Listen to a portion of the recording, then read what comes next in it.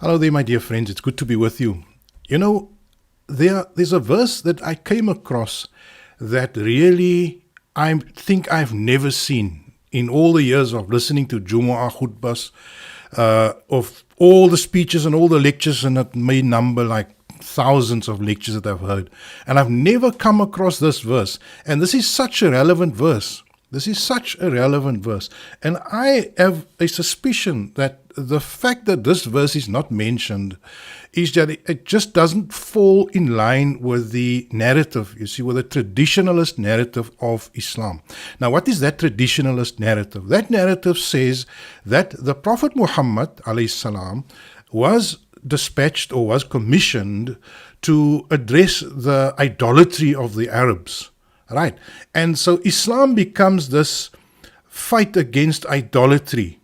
And the idea of idolatry is like placed centrally in terms of the what we are supposed to eradicate in this world.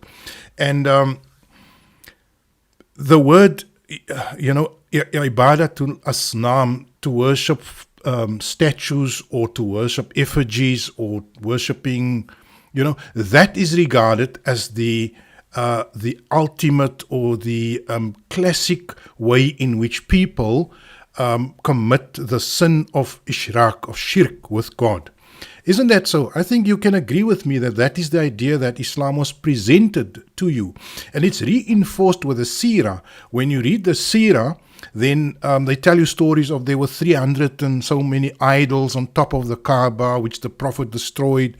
And so idols become really the main idea of what Islam is all about. It is to fight and to eradicate idols, idol worshipping. But my friends, I'm here to tell you today that that concept, that idea is imprinted in your mind as a form of trivializing Islam. That is trivializing what ibadat of asnam, of false gods, really mean. And I'm going to show you the verse now to prove it. The worship of false gods is manifested in one way, perhaps, in the form of bowing down or worshipping of idols or praying to idols. And that would be the classic way in which the people of Abraham, that story reinforces it. So I've got no problem with the fact that there were people who did the foolish thing of praying to a stone effigy. But I've got a problem with reducing all shirk, all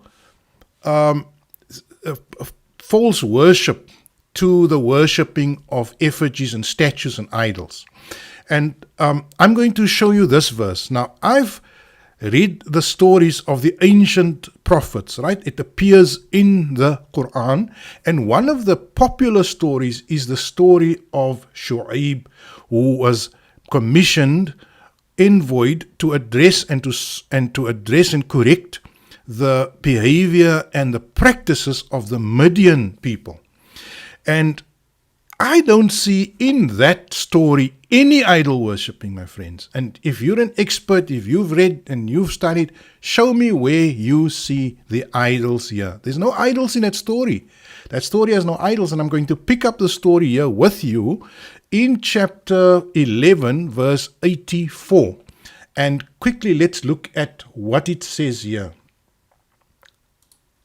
It says, أعوذ بالله من الشيطان الرجيم بسم الله الرحمن الرحيم وإلى مدين أخاهم شعيب قال يا قوم اعبدوا الله ما لكم من إله غيره ولا تنقصوا المكيال والميزان إني أراكم بخير وإني أخاف عليكم عذاب يوم محيط.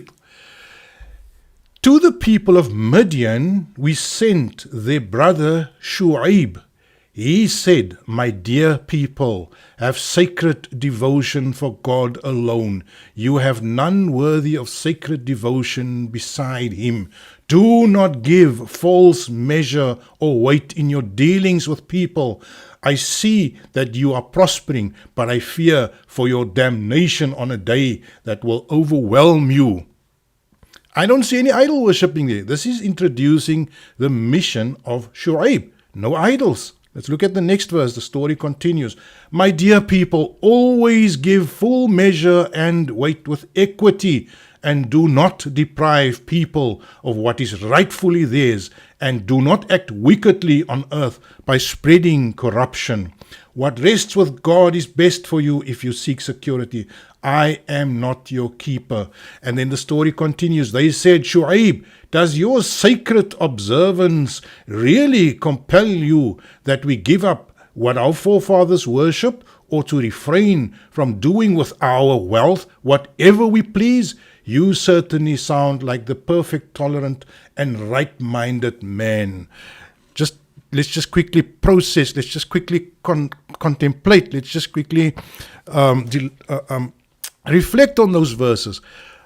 No idol worshipping. What clearly comes out here is economic inequality, economic iniquity, my friends. And this is a core story in the Qur'an, the story of Shu'aib and the story of Midian. It's one of the key stories of the 7 often repeated stories in the Qur'an. And what you get here is a story of economic iniquity, of economic inequality in society, in the abuse, in the excessive benefiting of a section of society and the suffering of a huge section of society. No idols, my friends.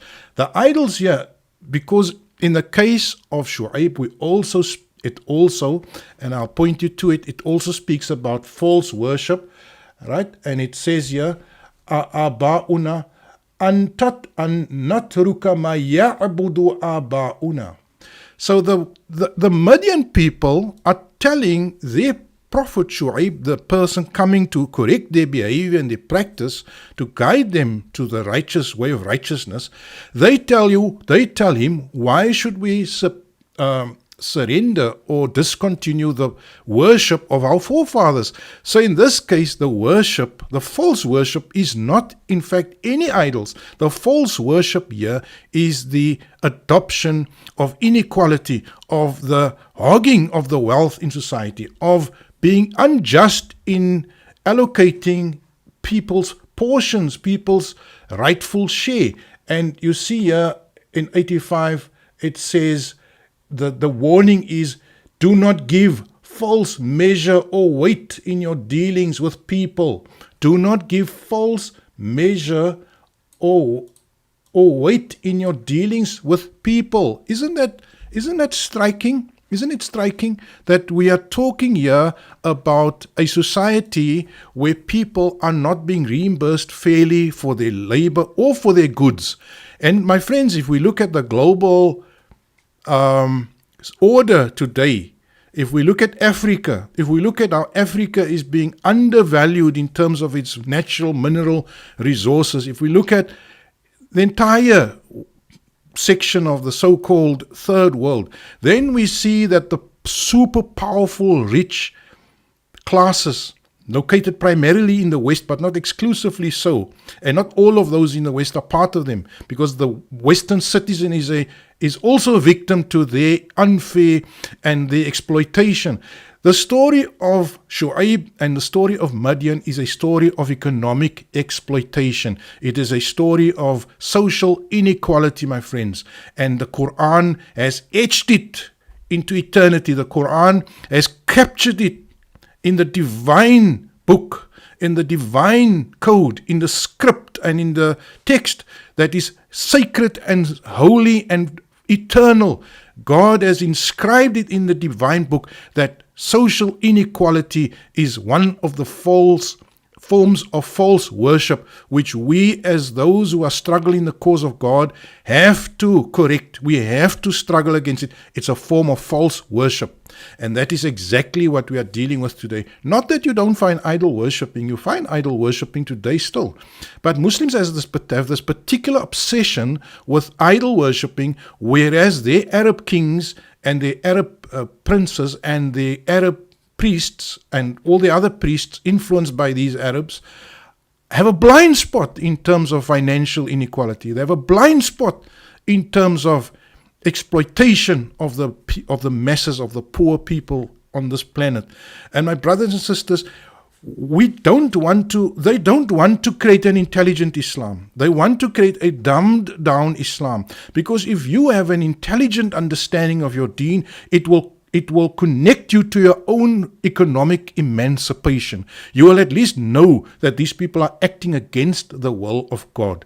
And my friends, I don't think I've ever seen this verse in a khutbah. I wonder when will the Maulanas and the Sheikhs and the Mulvis and all of these guys claiming to have the special gift of God to teach their deen, when will they start teaching this from the mimbars and to the masses? Because this is the key to emancipating the people, my friends.